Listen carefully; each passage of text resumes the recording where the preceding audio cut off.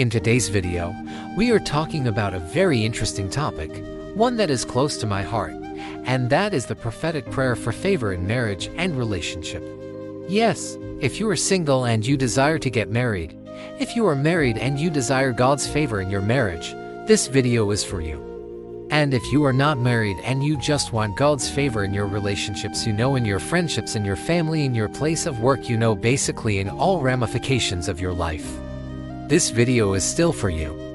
Now, before we begin, please ensure that you like this video because it goes a long way in helping me to reach more people like you.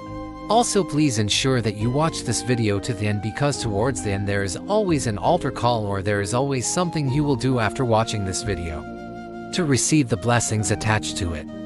So please ensure that you stick around to the end. Lastly, please ensure that you have your pen and paper handy because I will be sharing some important points that I would want you to take note of. So now that we are on the same page and you are ready, then let's dive right in. You already read the Bible verse that I used as the basis for this powerful prophetic prayer from Proverbs chapter 18, verse 22. I want to read it again. It says, "He who finds a wife finds a good thing and obtains favor from the Lord."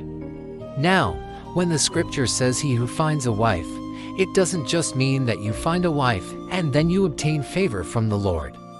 No, it goes beyond that. The principle is that when you find favor from the Lord, then you will find a good thing. It could be a wife, it could be a husband, it could be a job, it could be a business partner, it could be, a friend, a brother, a sister. Basically, when you find favor from the Lord, you will find a good thing. This is the principle behind the favor of God. So now that we understand this basic principle, let us go ahead and make some declarations. And remember, these declarations will only work if you believe in them. So if you don't believe in what I am about to say, then please do not participate in this exercise. Because faith is the substance of things hoped for and the evidence of things not yet seen.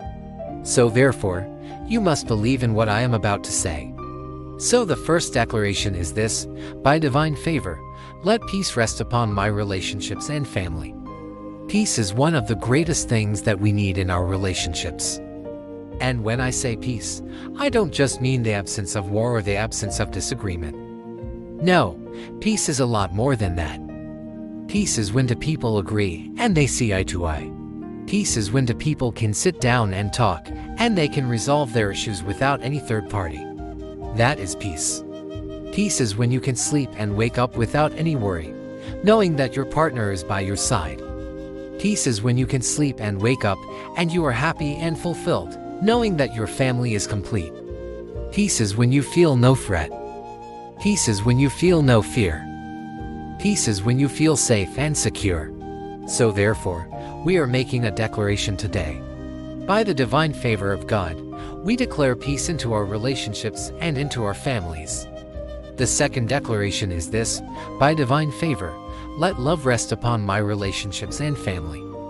1 John chapter 4 verse 7, Beloved, let us love one another, for God is love, and he who abides in love abides in God and God in him. So when God created man, he created the woman for the man. And when the woman was brought to Adam, what did Adam say? This is now bone of my bones and flesh of my flesh. She shall be called woman because she was taken out of man. Genesis chapter 2 verse 23. So therefore, the love between a man and a woman is special. And when that love is backed by God, it becomes even more special. So therefore today, by the divine favor of God, we declare love into our relationships and into our families. The third declaration is this: by divine favor, let favor and blessings rest upon my relationships and family. Look at this from Nehemiah chapter 5 verses 14 and 15. Moreover, the works which I had done for them, I did not do without their friends and the nobles, and yet I required no such favor of them, nor did I impose a forced labor on them. But my desire was that they should do good willingly while they were able. Yes, my desire was toward you, and I desired you to do good toward you.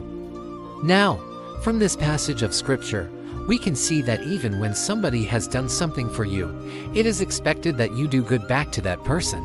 Because somebody has been kind to you, it is expected that you will also be kind to that person.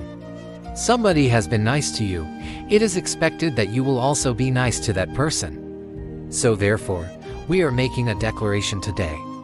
By the divine favor of God, we declare favor and blessings into our relationships and into our families.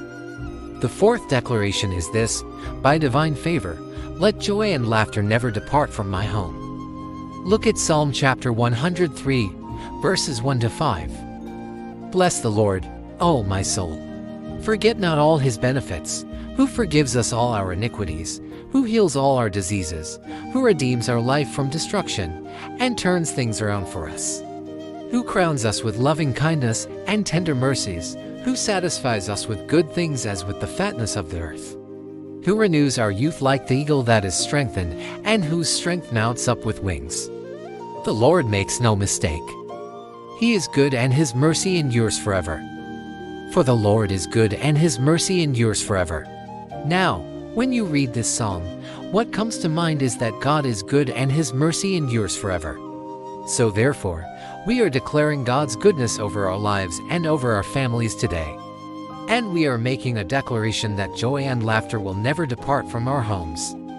Lastly, this fifth declaration is this: by divine favor, let happiness be my portion in Jesus' mighty name. Now, when God created the Garden of Eden and he placed the man, Adam, in the garden, he told him to have dominion over the garden. He told him to eat from every tree in the garden except the tree of the knowledge of good and evil. But when the woman was deceived, and they ate from the tree of the knowledge of good and evil, they lost that happiness. They lost that dominion. They lost that favor. But the Bible says that through Jesus Christ, we have become sons and daughters of God. So therefore, if we are children of God, we have the right to access the Father. We have the right to ask for whatever we want. And we know that our Heavenly Father will give it to us because He loves us too much. So therefore, we are making a declaration today that happiness is our portion. Happiness is going to follow us all the days of our lives. Happiness is going to be our lifestyle. Happiness is going to be our heritage.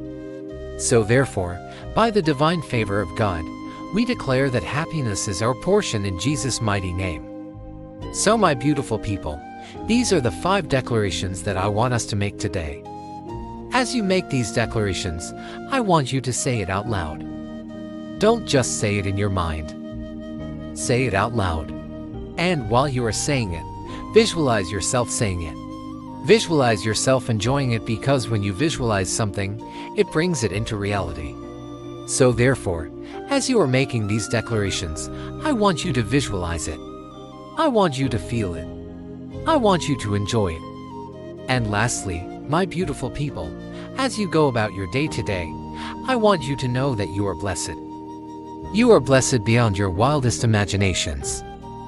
You are blessed in Jesus' mighty name. You are blessed beyond your wildest imaginations.